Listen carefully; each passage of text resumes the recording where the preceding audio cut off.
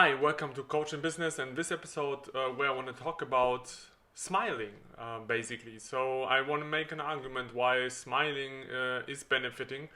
Um, Most people probably know that smiling is a good sign, basically. Is a sign of wanting to approach somebody. It's a sign of being showing friendly mood to somebody. But in general, there is more about smiling. There are more functions of smiling, and I want to talk about such functions today.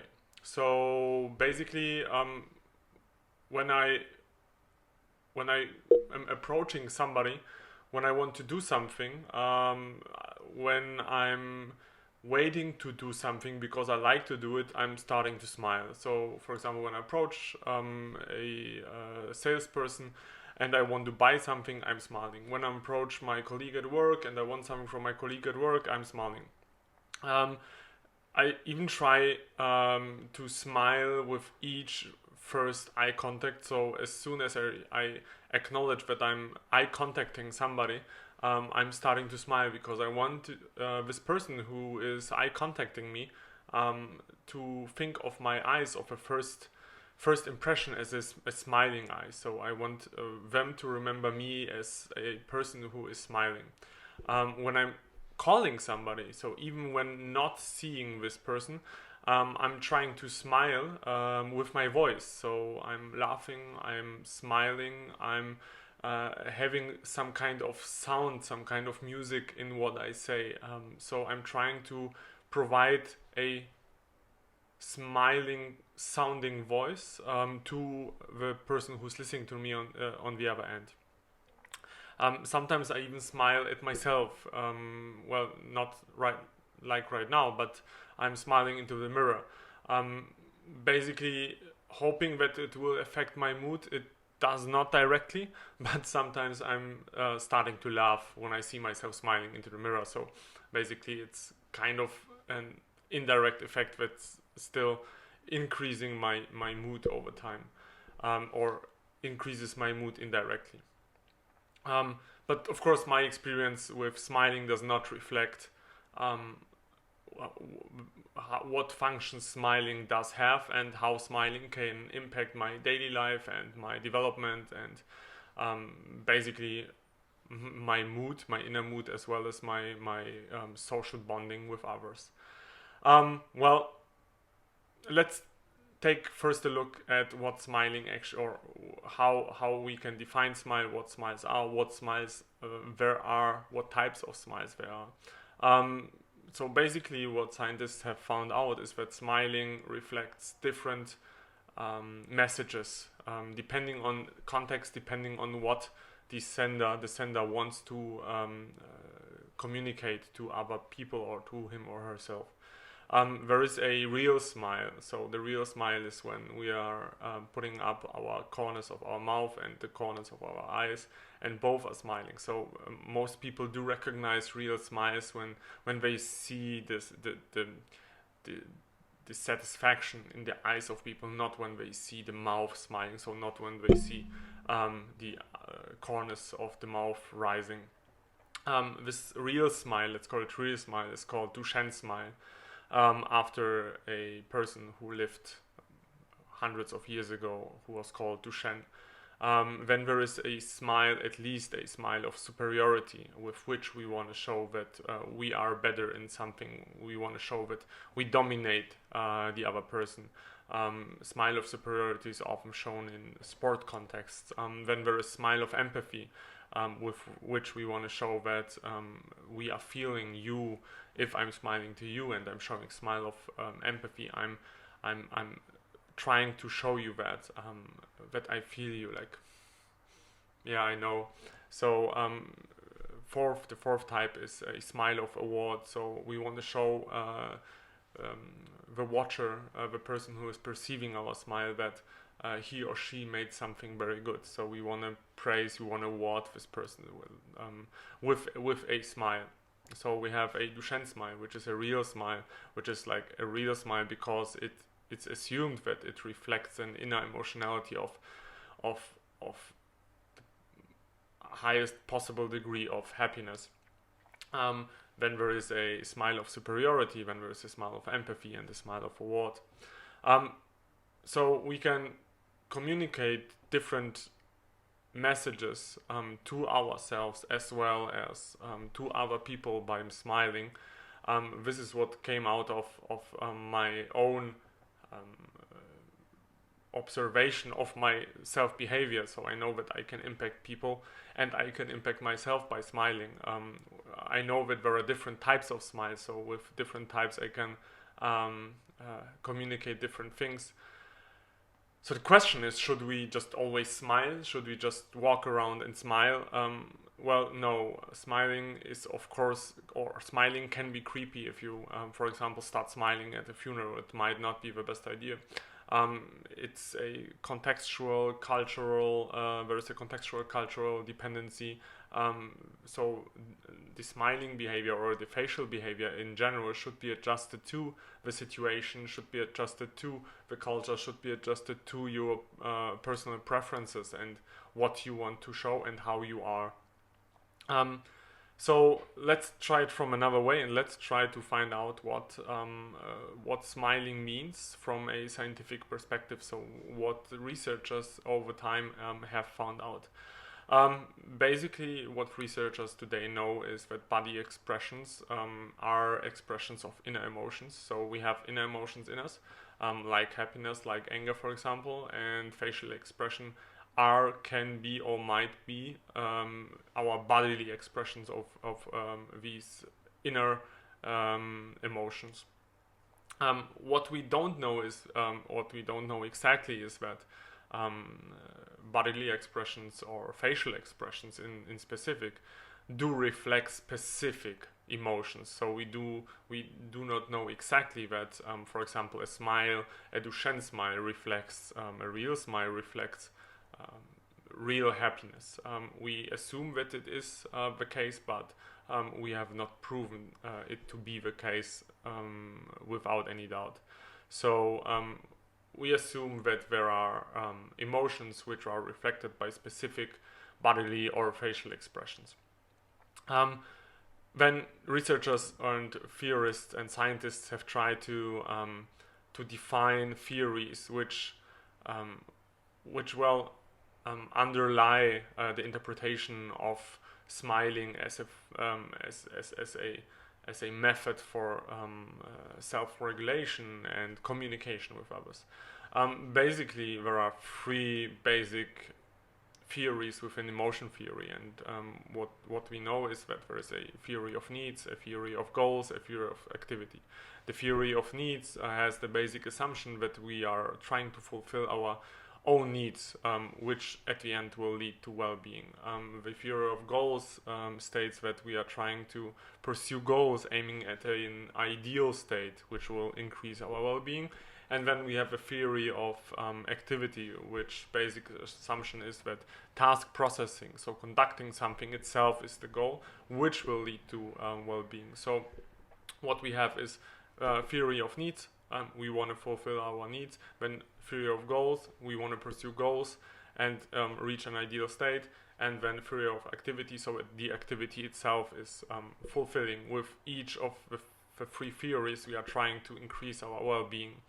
What we know furthermore is that emotionality is kind of a future probability of certain actions. So if we are emotional about something, if we are emotional, if we are happy about going to a concert, the probability of this certain action to become true is very high and will become very high. Then we know that emotionality is stable over time. It might change in short term due to circumstances, but in long term it will get back to its average level for that specific person. So it's not that every person has the same average level of emotionality. It's that every person has an average level of emotionality. Then if we talk about emotionality and we know that it's the future probability of certain actions, and if we know that we have an average level of emotionality which will be stable over time, then we should take a look at positive emotionality.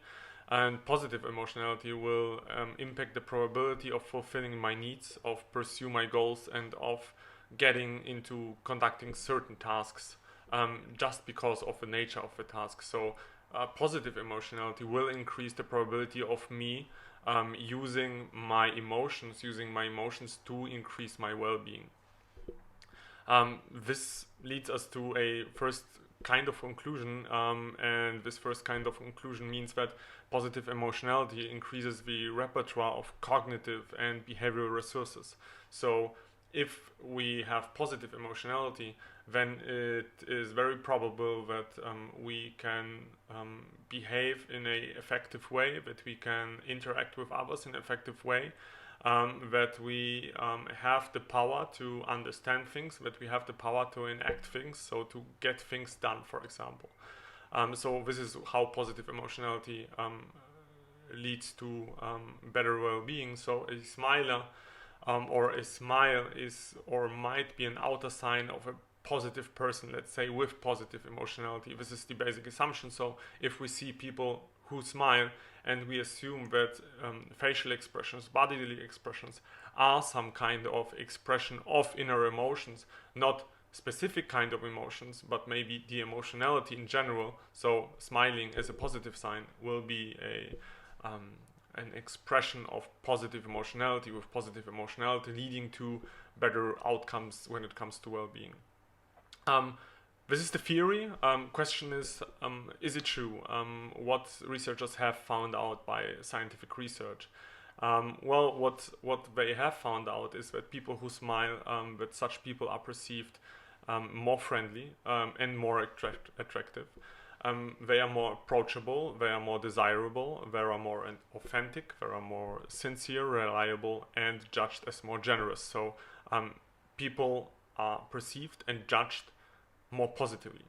A smile can even compensate for relative bad looking. So people who are smiling were judged more attractive in comparison to people who are not smiling, with the smiling person being less attractive than the non-smiling person. So smile can compensate for relative bad looking. Smiling increases the probability of cooperation, because you as a smiler, you are suggesting that you want to cooperate. It increases the probability of the smiling person as well as the perceiving person. So both participant of a situation of possible cooperation will increase their probability if one of them will be smiling. So the smiler will increase because he or she will have positive emotionality. The perceiver will increase because he or she will judge the smiler as more approachable. Well, on an intrapersonal level, so on how I think about myself level, people who smile judge themselves as more social, as more competent, and as less negative. So if I smile often, I will judge myself as more positive, in a more positive way. But smiling does not only help in increasing positive emotionality, but also a reduction of negative emotionality too. So it has a regulation function. And increases the effectiveness of this psychological regulation function. Generally, this might have to do something with the fact that people who smile more often are rated as more extroverted. So we have some social factors, some social outcomes. We have some intrapersonal outcomes. So my psychological regulation, my regulation with stress, my self-judgment is better. Then we have some objective life outcomes. So people who smiled in their yearbook photos were judged, people found out that they had a lower divorce rate 30 years later, that they had higher subjective happiness in marriages and life overall.